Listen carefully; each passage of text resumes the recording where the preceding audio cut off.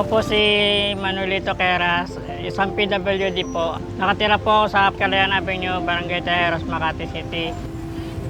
Ako po ay kasalukuyan nagtitinda po ng nilagang saging sa umaga para po makatulong sa aking magulang. Pandagdag din po sa pambayad sa ilaw at tubig. Saging! Siya ngayon ang katukatulong ko sa paghahanap buhay. Masipag siya.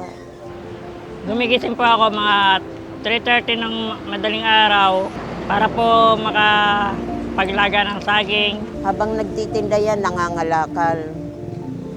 Nag-iipon ng dyaryo, mga karton, mga plastic.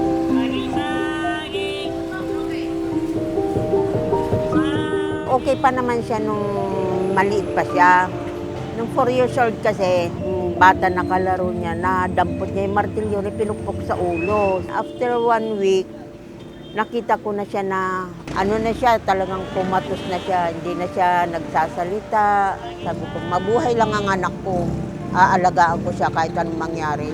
Ang hinihiling ko lang po sa ngayon, bagong pedicab po para po sa panghanap buhay ko po.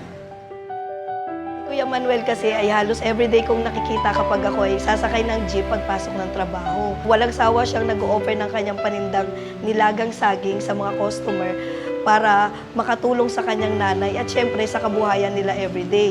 Salamat po.